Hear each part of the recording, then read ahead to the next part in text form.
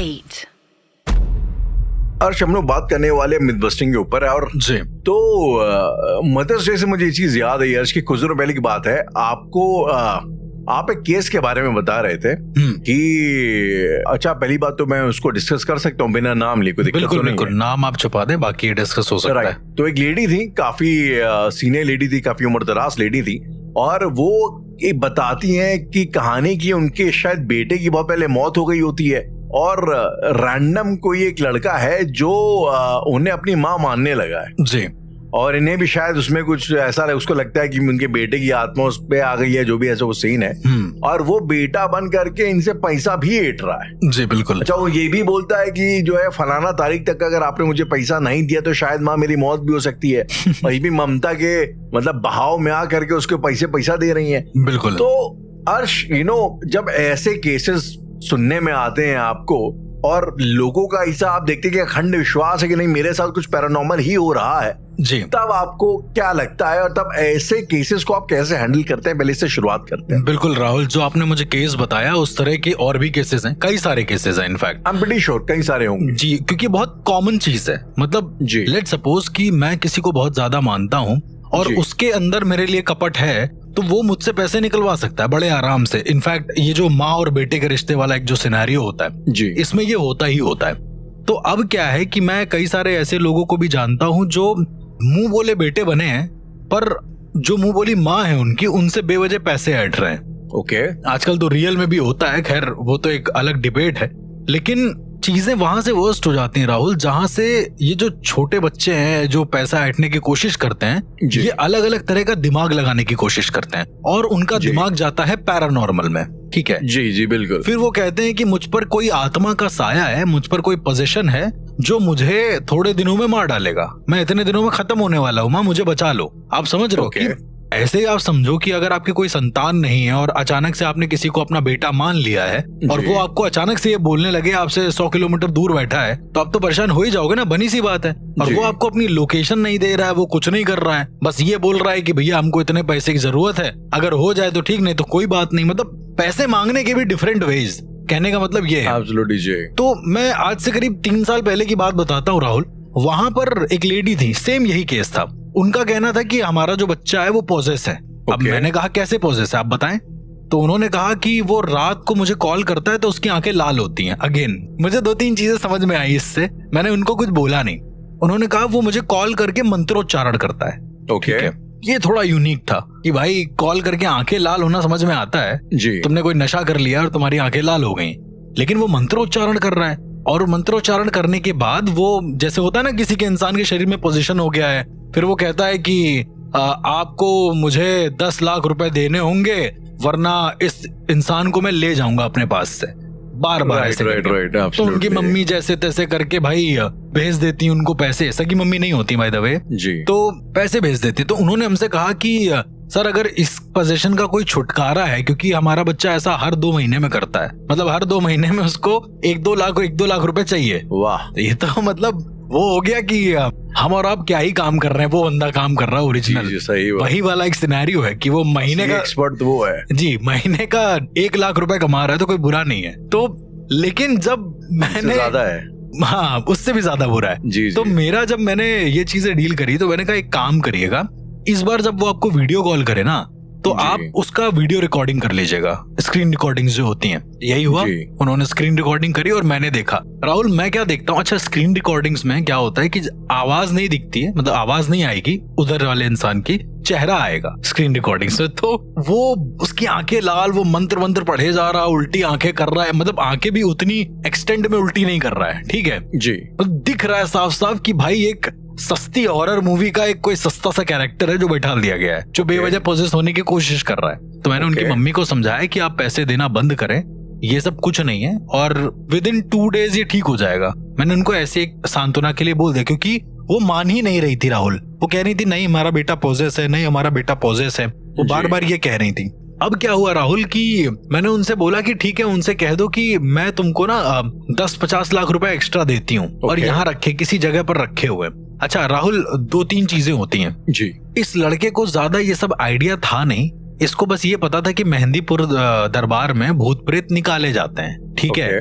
इसको आइडिया नहीं था कि मेहंदीपुर में कहाँ पे जाके भूत प्रेत एक्टिव होते हैं। उदाहरण के तौर पे मेहंदीपुर जब आप अंदर जाएंगे ना, वहां पे दौसा जिले में जी, तो आपको पोजीशन अगर यदि आपके अंदर है तो आपको फील नहीं होगा जब तक आप प्रेतराज सरकार के वो चैनल जो लगा है उसके पास नहीं जाते हैं। तो इसको किसी ने बताया होगा कि भाई वहां पे ऐसा ऐसा होता है। मैंने कहा एक काम करिए, इनको मेहंदीपुर दरबार ले जाइए, और मैंने उनकी मम्मी को सारी विधि बता दी थी कि इसके पार उसको पोजीशन होगा, और यदि उसको पोजीशन नहीं है तो पहले से चिल्लाने लगेगा। वो बहुत सारे ऐसे पाखंडी आते हैं जो पहले से चिल्लाने लगते हैं, तो ये भी उन्हीं पाखंडियों में से निकला। पाखंड क्यों करते कि हमारे ऊपर कुछ चढ़ा हुआ है राहुल, ताकि उनका पहला नंबर आ जाए देखने के लिए, पहले दर्शन कर ले।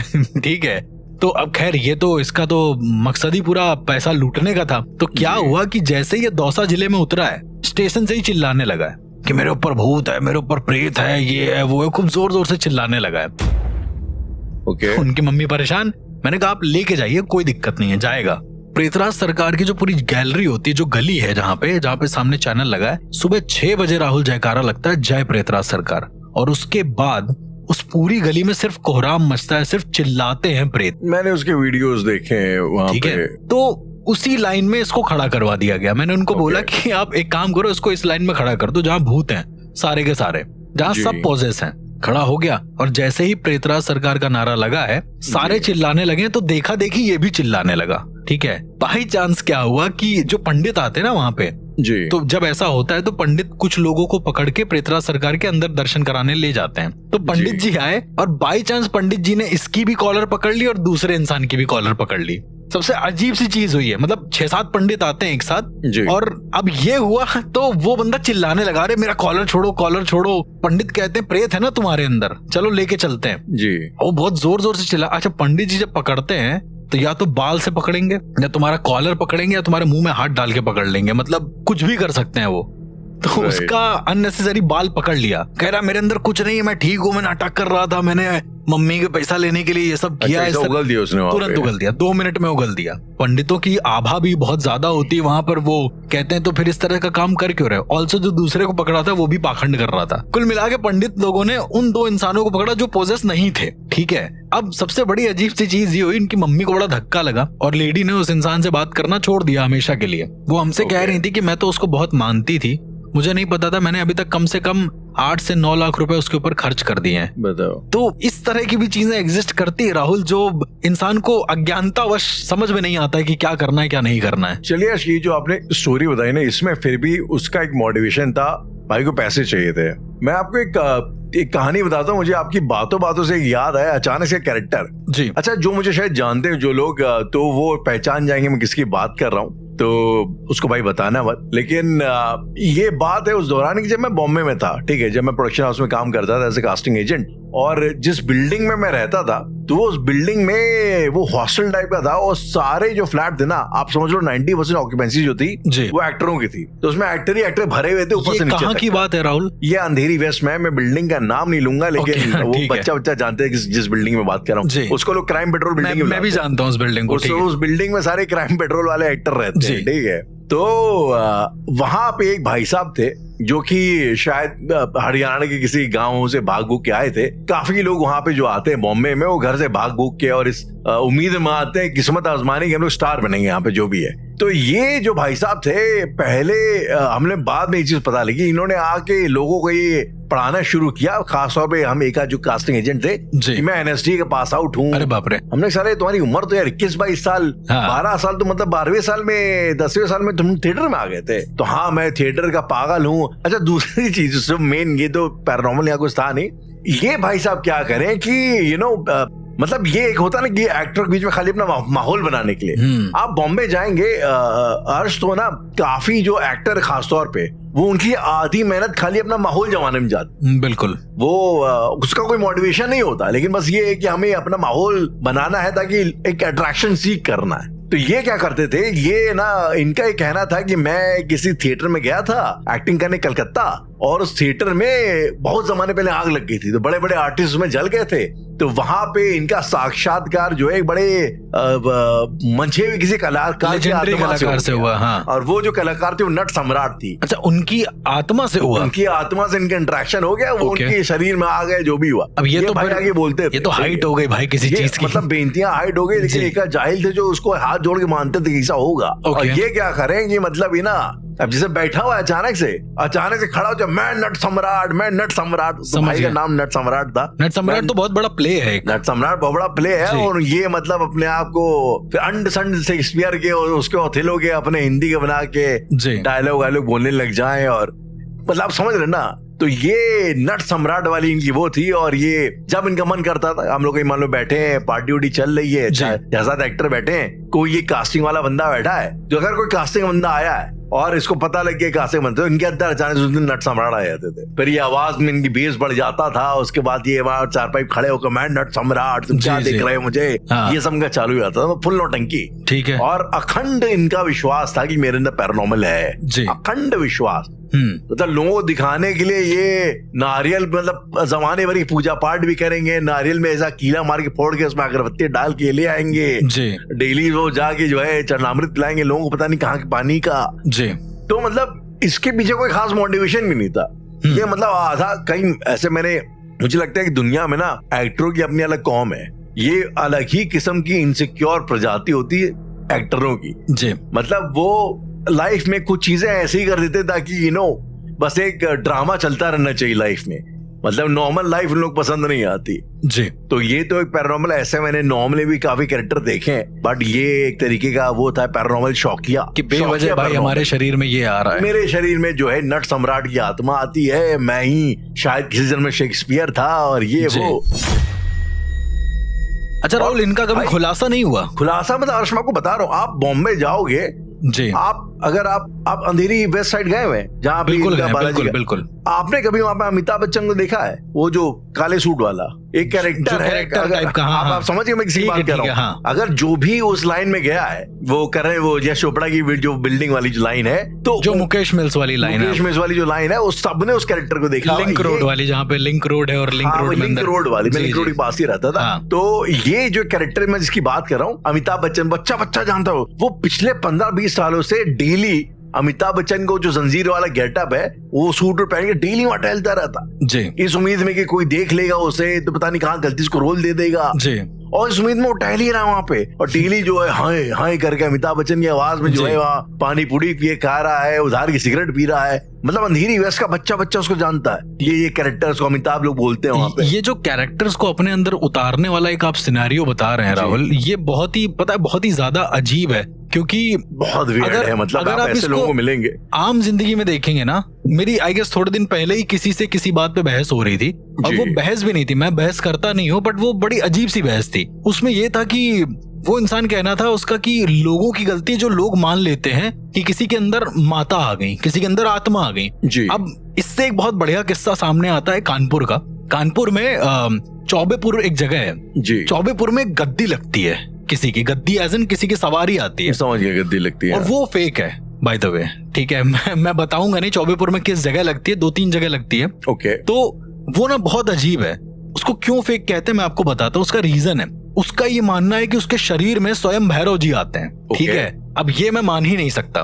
मैं जानता हूँ कुछ ऐसे साधक को जिनके बॉडी में उनका अंश आता है, उनकी बॉडी झेलने लायक रहती नहीं है खुद को। क्योंकि मैं देख चुका हूँ बारीक किसी की कौन नाटक कर रहा है, कौन किसका अच्छा है। तो जब मैं उसकी पहली बार उसकी गद्दी पे गया, तो राहुल आप विश्वास मानिए, कम से कम 200 से 300 लोग बाहर लाइन लगाए खड़े और कह रहे हैं कि भैरव बाबा के दर्शन करेंगे। मैं सुबह से लेके शाम तक खड़ा रहा वहां पे।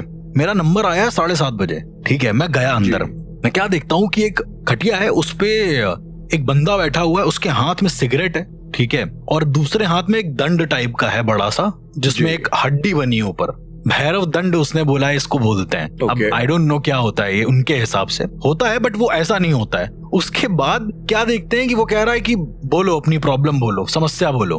तो अच्छा, वहां पे एक रूल था कि तुमको दारू की बोतल लेके ही जानी है। ये भैरव बाबा पे दारू की बोतल चलती है, क्योंकि भैरव बाबा चलती है। तो दारू की बोतल मैं भी लेकर गया। So sorry to, I am not endorsing anything, but मैं लेकर गया। जी। तो अब वो फुल बोतल थी, तो उसने कहा कि रख, मतलब दारू रखने के लिए बोला, तो मैंने रख दिया जी। तो बोला कि आज से 7 साल बाद तेरी एक नौकरी लगेगी। ओके। अब ये बड़ा ही वास्ट लगा मुझे कि तुम यार क्या बताना चाह रहे हो, मैं पूछने क्या आया हूँ, तुम बताने क्या आए हो। ये एक्चुअली उसी के बाद का किस्सा था जब मेरे ऊपर एक बहुत बड़ी क्रिया का प्रयोग हुआ था। मैंने आपको शायद बताया भी है पर्सनल कि मतलब मेरी मौत आ गई थी अराउंड, ऐसा करके हो गया था। तो अब राहुल सिनेरियो ये हुआ कि मैंने उनसे पूछा कि मेरे साथ जो पहले हुआ है वो क्यों हुआ था जी। तो अब मेरी नॉलेज ये कहती है कि पास्ट जानना ज्यादा इजी है फ्यूचर जानने से, क्योंकि फ्यूचर अनप्रेडिक्टेबल है, कोई नहीं जान सका है। ठीक है, आप अजम्पशंस लगाते हैं, उसके बाद आप फ्यूचर के कुछ धारणाएं बता देते हैं। फ्यूचर में कोई श्योरिटी नहीं, पास्ट में श्योरिटी है, कुछ श्योरिटी नहीं है। तो मैंने उनसे पास्ट की चीजें पूछी तो वो अजीब सा एकदम सर हिलाने लगे, मुंह से एकदम पानी वानी निकालने लगे और बोले कि दारू चढ़ाओ, मुझे दारू चढ़ाओ, बोतल उठा के, और वो आधी बोतल गटक गए। ठीक है, ये बहुत ही ज्यादा मेरे को लगा कि क्या हो रहा है यार ये सब। मैंने उनसे पूछा, मैंने कहा कि अगर आप थोड़ा सा बता दे मेरे बारे में सो दैट मैं श्योरिटी हो जाऊं। कह रहा तू जिंदा बच गया है जैसे तैसे। मैंने कहा वो तो मैंने खुद आपको बताया ना कि जिंदा बच गए राहुल, ऐसा नहीं कि मैं एक पैरानॉर्मल रिसर्चर हूं, मैंने ये सब नहीं किया है, मैंने बहुत किया है। तो मैंने उनके पास जाकर पूछा तो वो कह रहे हैं ऐसा, बहुत तेज चिल्लाने लगे। मैंने कहा अच्छा बाबा, भैरव बाबा को कपूर बहुत पसंद है, तो मैं काम करता हूँ, आपके सामने लौंग कपूर जला देता हूँ। तो बोला हाँ जलाओ, मेरी खिदमत करो, मेरा पैर दबाओ। अब ये तो हाइट ही होगी किसी चीज की। तो उसने पैर आगे कर दिया, मैंने क्या काम करा, कपूर जला के उसके पैर पे रख दिया। ओके ठीक है, ये मैंने एक्चुअली में करा। करने के बाद वो बहुत जोर से चिल्लाया, बहुत जोर से कि ये क्या कर रहे हो, मेरे पैर में लग रही है, ये है वो, मतलब वो नेचुरल जल गया उसका वैसे नहीं, नॉर्मली मतलब रख दिया, हल्का फुल्का तो जला ही होगा। तो चिल्लाने लगा कि मेरे पैर में लग गई है, ये है वो। हम कहा आप तो भैरव बाबा थे अभी। वो जो सिनेरियो था ना उसका, मतलब उसका जो मुंह था देखने लायक। मैंने कहा भैरव बाबा के नाम पे किसी को लूटो नहीं फिलहाल, ये जो आप कर रहे हो ना बहुत ज्यादा गलत कर रहे हो। मैंने इनफैक्ट बाहर आके किसी का बिलीव नहीं तोड़ा, मैं बहुत बड़ा ज्ञानी नहीं था, मैं चुपचाप से वहां से उठ के आ गया। तो इस तरह के भी राहुल लोग देखने को मिले जो बिल्कुल पैरानॉर्मल को ऐसा बना देते हैं कि मतलब उसके पार कुछ है ही नहीं। मतलब ये तो बहुत ही, मुझे लगता है हर शहर में तमाम ऐसे इस तरीके के बाबा हैं, कहीं तो जो टेंट लगाए सड़क किनारे बैठे रहते हो, जमाने भर के वशीकरण वो लोग कर देंगे। बिल्कुल, वो तो लिखा रहता है उसमें, ऐश्वर्या राय शादी करवा देंगे। बिल्कुल। और जैसे वो होता है कि हर बॉयज हॉस्टल में कमरा ऐसा होता है जहाँ पे स्टूडेंट ने सुसाइड किया होता है, 10 साल पहले फांसी लगाई होती है, वो वाला कमरा जो है भूतिया कमरा होता है। अच्छा राहुल, कभी आपने रत्नों के बारे में सुना है? कुछ ऐसे बाबा भी होते हैं मौजूद, इधर उधर कहीं मिल जाएंगे, वो कहेंगे कि ये लो रत्न और इसको पहनने से तुम्हारी किस्मत चमक जाएगी। रत्नों? अच्छा ये बात है, आप वैसे आपका ज्योतिष और एस्ट्रोलॉजी में ज्यादा विश्वास नहीं है, पर हाँ 4 चीजें जो होती हैं जिसमें जो जागृत होती हैं, कई सारे ऐसे रत्न हैं जो जागृत हैं, जिनको एक अच्छी सिद्धि के जरिए जागृत किया जा सकता है। तो मैं ये नहीं कह रहा हूँ कि वो नहीं होते हैं, पर मैं ये कह रहा हूँ कि वो राह चलते किसी भी ज्योतिष के पास तुमको नहीं मिल पाएंगे। रत्नों की बात कब कर रहे हैं? जी, मतलब राह चलते आपको रत्न कहा जाता है ना चीजें। हाँ, वो मतलब एक वो आपको फर्जी दे सकते हैं। एग्जैक्टली, मतलब तो कहा मोदी कर ही रहा था। ये कहते हैं राहुल कि जब आप कोई सिद्धि या फिर लेट सपोज आपको कुछ ऐसा रत्न चाहिए जिससे आपकी तरक्की हो, तो राहुल तपना पड़ता है। कहा जाता है तुम्हें अगर कोई चीज हासिल करनी है, ये विधि का विधान है कि तुमको तपना पड़ेगा उतना जितनी अच्छी चीज तुम्हें चाहिए। उदाहरण के तौर पे यदि कोई इंसान सिद्धि करता है तो क्या ऐसी चुटकी बजाते उसे सिद्धि मिल जाती है? ऑनलाइन सिद्धि मिल जाती है, मतलब बांटने वाले तो वैसे भी बहुत वही करते हैं। जमाने भर की सिद्धियां लोग तो हजारों लोग हैं पर नहीं मिलती है। मिलवा दे रहे हैं ऑनलाइन। आपको तपना पड़ेगा, आपको उस चीज में ढलना पड़ेगा, आपको गुरु की डांट खानी पड़ेगी, आपको फ्रीक्वेंसी पे आना पड़ेगा, न जाने क्या क्या करना पड़ेगा राहुल, मैं बता भी नहीं सकता, मतलब बोल भी नहीं सकता। ऐसी ऐसी चीजें करनी पड़ेंगी और इंसान आधे चरण में ही छोड़ के वापस आ जाएगा। जो लोग कहते हैं ना कि मैंने प्रेत देख लिया है, मैंने ऐसा कर लिया है, वो पहला चरण नहीं क्रॉस कर पाएंगे, मैं आपको बोल रहा हूँ। चलिए, क्योंकि रत्नों ज्योतिष की बात चल रही थी, आज तो कुछ दिनों पहले की बात है, किसी ने मेरे को एक कॉन्सेप्ट बताया, जो हम लोग सूर्य नमस्कार, सूर्य को अर्घ जो चढ़ाते हैं, सूरज भगवान को अर्घ देते हैं। हालांकि हम लोग ये अपना जो वैदिक वाला पॉडकास्ट है उसमें डिटेल में बात करेंगे इस टॉपिक पे, इंडियन वैदिक पॉडकास्ट। तो अब उसमें लॉजिक जो मुझे बताया गया वो ये था कि जब पानी एक तांबे के कलश में रात भर रहता है तो आप देखेंगे पानी के अंदर एक तरलता आ जाती है, तरलता आ जाती है, बिल्कुल को अलग अलग कलर्स दिखाई देंगे, जैसे लाइक आप पेट्रोल वगैरह मिला दोगे चीज में। एग्जैक्टली। तो अब वो एक तरीके का आप उनके हिसाब से प्रिज्म बन जाता है जिसमें सूरज की रोशनी रिफ्रैक्ट होती है। जी, रिफ्रैक्ट मैं नहीं बोला, रिफ्रैक्ट बोल रहा हूं। जी जी।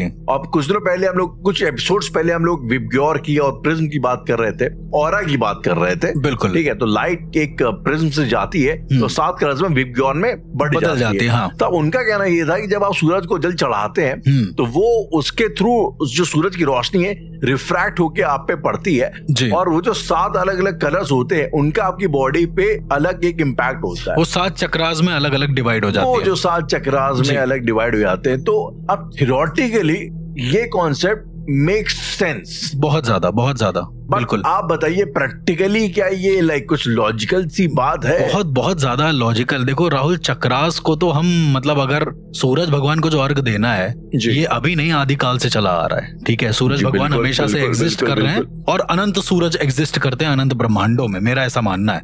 लेकिन जब आप सूरज भगवान को अर्घ देना, और ये जो प्रिज्म वाली जो आपने बात बताई ना, कहा जाता है कि जब आप सूरज भगवान को अर्घ देते हैं और अर्घ देने के बाद आप अपने हृदय से उसको ग्लास को लगाते हैं, नमस्कार करते हैं, ग्लास रख के नमस्कार नहीं करते हैं। तो ये भी कहते हैं कि जो आपका हृदय है और जो आपका अजना चक्र है वो दोनों कुछ समय के लिए मिल जाते हैं। ये थोड़ा सा डिटेल है, मैं आपको ऐसे ही बताना चाहूंगा। इसमें कुछ पैरानॉर्मल नहीं है, डिस्कशन डिटेल में करेंगे जरूर हमारे इंडियन वैदिक पॉडकास्ट। बट उसका इफेक्ट पड़ता है राहुल, जो सूरज नमस्कार होता है उसका इफेक्ट पड़ता है। क्योंकि हमने इस बार जो है वो क्या ऑरास की बात करी थी, हमने ये बात करी थी कि भाई आपकी बॉडी भी अलग अलग टाइप के कलर्स अलग फ्रीक्वेंसी के हिसाब से रेडिएट करते हैं। तो I mean it kind of makes sense somewhere. बिल्कुल राहुल। अब हम लोग वापस आते हैं मिथ बस्टिंग पे, और सबसे बड़ी जो मिथ बस्टिंग वाला सिनेरियो लगता है मुझे, वो ये लगता है कि कहीं कहीं पर राहुल आपने ऐसा नहीं सुना है कि कोई लड़का पोजेस हो गया या लड़की पोजेस हो गई है उसकी शादी से थोड़े दिन पहले।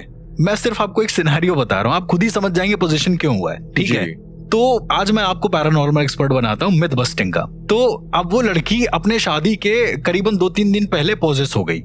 शादी टल गई, शादी के बाद वो ठीक हो जाती है अजीब तरीके से। तो ये किस तरह का सिनेरियो, मेरे को वो नहीं समझ में आता है। कई सारे गांव में ऐसा होता है। I mean, ये भी, और कहीं मैंने एक हमारे गांव में हमारे रिश्तेदारी के, I'm pretty sure इसको सुनेंगे नहीं तो बता सकता हूँ मैं जी। वो है रिश्ते में तो चाचा फूफा टाइप के लगते हैं वो, तो बेसिकली टेक्निकली वो घर जमाई है जी। तो वो कुछ खास काम हम करते नहीं है। तो जब उनसे आपको अगर आगे टोक देता है तो वो अजीब अजीब हरकतें करने लग जाते हैं। तो वो मतलब ये दिखाने की कोशिश है कि मैं मेंटली वो हूँ और अब मुझसे ज्यादा सवाल जवाब ना करो, भाई की ऐश चल रही है। तो हाँ, कई लोग अपने सिचुएशन के हिसाब से ना वो अपने आप को हिसाब से जबरदस्ती करते हैं, और फिर मुझे लगता है करते करते जब आप एक चीज को मान ही लेते हैं, सोचते हैं डेली, तो आप कहीं ना कहीं आप वैसे हो भी जाते हैं। राहुल, ऐसे ही एक बूढ़े अंकल का केस था, दिल्ली का केस था बाय द वे वो जी। उनका कहना था कि उनके अंदर ब्रह्म राक्षस आता है। अब सुनिए, ये बहुत ही इंटरेस्टिंग है जी। और हरकतें क्या करते थे वो, बेवजह गले में मतलब हाथ डालते थे और उल्टी कर देते थे। ठीक है, राइट मतलब खुद के शरीर को हर्ट करना, ऐसा करना। वो मैं जिनकी आपको बात बता रहा हूँ इनकी भी आदत है, वो जाएंगे हाथ से बल्ब फोड़ दें जब उनको दिखाना होता है कि मैं बहुत ज्यादा टेंशन में हूँ। आगे बल्ब फोड़ देंगे, जाके ट्यूब खा लेंगे। तो इस किस्म की हरकतें ऐसे ही इनके घर में जब इनको तवज्जो नहीं दी जा रही थी, इन अंकल को तो इन्होंने नहीं दिया हाँ, तो इन लोगों ने ये करना शुरू कर दिया। गैस जल रही, उसके ऊपर हाथ रख दिया, अब हल्का फुल्का जला, कुछ भी ड्रामा, बहुत रोए। उसके ऊपर फिर बहू आ गई, पट्टी वट्टी बांध दिया, अरे पापा तो पोजेस हो गए, पापा एकदम नंब खड़े। ये पता नहीं, ये एनएसडी लेवल से भी ऊपर की एक्टिंग है। ठीक है तो ये करने के बाद राहुल, एक दिन क्या हुआ कि उन्होंने 10-15 तांत्रिकों को बुलाया। अब जो तांत्रिक होते हैं, जो अच्छे तांत्रिक होते हैं, वो क्या कर देते हैं, कभी कभी कुछ ऐसे अजीब से भी तांत्रिक होते हैं जो किसी बड़े प्रेत का सहारा लेकर तुम्हारी चीजों को सही कर देंगे। ठीक है, जो आई थिंक मैंने बताया भी आपको उसके बारे में कई बार, में शायद कई बार ऐसा हुआ है, केस को मैं डिस्कस किया और वो प्रेत अपना एक कुछ खाना मांगेगा, उसको कुछ चाहिए, तो तांत्रिक मतलब कुल मिला के उसके घर वालों को मुरीद बना लेगा कि 6 महीने तक प्रॉब्लम सही रहेगी। अब लेकिन किसी घर में प्रॉब्लम ही नहीं है राहुल, तो तांत्रिक सही क्या करेगा? वो आया तो उसने वहां पर फर्जी एक प्रेत छोड़ दिया। अब उसको तो पैसा मिल गया, प्रेत भी छूट गया, और प्रेत गया सीधे उन्हीं दादाजी के अंदर, वो जो अंकल जी थे उनके अंदर चला गया। राइट। अब वो रियली पोजेस हो गए और अजीब अजीब सी हरकतें करते थे, एकदम चिल्लाते थे। लेकिन अब क्या है ना राहुल, वही वाला हाल, 1-2 साल तक तो लोगों ने बड़ा एकदम हैवीली लिया। उसके बाद से तीसरे साल से जो उनके घर वाले थे कह रहे अरे तुम जाओ, तुम चिल्लाओ, तुम्हें जो करना है करो, उसी के हाल पे छोड़ दिया, तुम ऐसे तैसे में जाओ, जो कर रहा है तुम करो। अब राहुल वो चिल्लाता रहता था कि उसका दर्द हो रहा है, कोई सुनता ही नहीं था उसकी बात। भेड़िया है जी, फिर तांत्रिक को बुला दिया और तांत्रिक भी मतलब कह रहा है कि इसके ऊपर कुछ है, अभी सही कर देते हैं ये वो। फिर तांत्रिक ने उसके अंदर आत्मा निकाली, फिर दूसरी डाल दी, मतलब तो उसके शरीर को इतना ज्यादा बेकार कर दिया था। मैं जब उस इंसान से मिला हूँ, मैंने देखा है जी, तो शमशान घाट में मिला हूँ मैं उससे, बाय द वे। तो मरा नहीं था, वो जिंदा था, उसके 3 दिन बाद मर गया था। तो अच्छा, मर गया, अब नहीं है उस दुनिया में। तो मिला तो मुझसे कह रहा है कि शिव जी मेरे सामने आते हैं, मैं शिव जी से बातें करता हूँ कई सारी, मेरा ये है मेरा वो है। मैंने कहा अरे तो मतलब ठीक है, क्या हो गया? तो कह रहा है मैं तुमको भी श्राप दे दूंगा, मैं ये कर दूंगा वो कर दूंगा, कई चीजें बोली उसने। मैंने कहा ठीक है दादा, आप ही मतलब सबसे ज्यादा जानकार हैं, हमें कुछ नहीं आता है, थैंक यू सो मच। ऐसे से करके मतलब हट गए उनके पास से। 3 दिन बाद उनकी मौत हो गई, और बड़े मतलब घर के बाहर मौत हुई है अनफॉर्चुनेटली, काफी दुर्भाग्यपूर्ण। मतलब घर के बाहर आए, एक चीज और है, घर के बाहर आके मौत हो गई, घर के बाहर दहलीज पे। एक जो राहुल, मैं आपको मिथ बस्टिंग में सबसे इंटरेस्टिंग चीज बताने वाला हूँ, मैं नाम नहीं लूंगा उसका, ऑनलाइन ही था मेरे पास वो केस। उसका कहना था कि वो रुद्र का अवतार है, और दूसरा ये था कि उसी के साथ साथ जो नाना पाटेकर और अमिताभ बच्चन जितने भी सेलिब्रिटीज हैं वो सब इनके बच्चे हैं, वो उनको लेने आया है। तो जब तक उनकी आत्मा कलेक्ट नहीं कर लेगा वो नहीं जा पाएगा। मतलब उस इंसान ने मेरे को 12 पेज की कहानियां लिख के दी थी, मैंने आपको दिखाया भी था। और जी बिल्कुल, इतनी अजीब कहानी। मैंने उससे कहा कि मतलब आप जो कर रहे हो वो कुछ ज्यादा ही अलग है, ये साइकोलॉजिकल है। काफी अतरंगी किस्म के लोग मतलब इस दुनिया में भरे हुए हैं। इमेजिनेशन देखिए, वो उसने बोला कि मैं सो रहा था, अचानक से मेरे पसीने से एक अघोरी निकला और उसने मेरे सर पे हाथ रखा, मैं कैलाश पहुंच गया। मतलब ये तो हद लेवल की चीजें हैं। तो अब वो ना लोगों को सही कर रहा है, वो हील कर रहा है लोगों को। लोग हो नहीं रहे हैं बाय द वे, वो हील कर। मुझे लगता है ना, इतने दुखी काफी लोग हैं हमारे देश में, तो कई बार वो सिर्फ एक सहारे आश्रय के लिए जाते हैं। अगर वो इनको ठीक ना भी कर पाए, बस खाली 2 बातें बोल दे, ये ना कि हाँ तुम्हारे फ्यूचर मैंने देख लिया, तुम्हारा मंगल नहीं ये ऐसा है, साल 2025 तुम्हारा बढ़िया हो जाएगा, लोग इतने में खुश हो जाते हैं। मैंने देखा बिल्कुल ऐसे लोग, बिल्कुल उम्मीद चाहिए होती कि लेकिन थोड़े दिनों के बाद राहुल उसका मैसेज आता है और कहता है कि मैंने बहुत गलती कर दी, मैं मेंटली डिप्रेस था, मैंने डॉक्टर को दिखवाया। अगेन राहुल, इस एपिसोड के माध्यम से मैं ये कहना चाहूंगा कि जितने भी लोग हैं, मैं ये नहीं कहता हूँ कि अंधविश्वास कर रहे हो आप या फिर कुछ ऐसा कर रहे हो, मैं बस इतना कहूंगा कि यदि आपको कहीं पर जाके फायदा हो रहा है तो आप उसको अपनाएं, मैं मना नहीं करूंगा। लेकिन अपने कौन होते हैं उसको मना करने वाले? मैं बस इतना कहूंगा अपने बुद्धि और विवेक के साथ अपनाएं।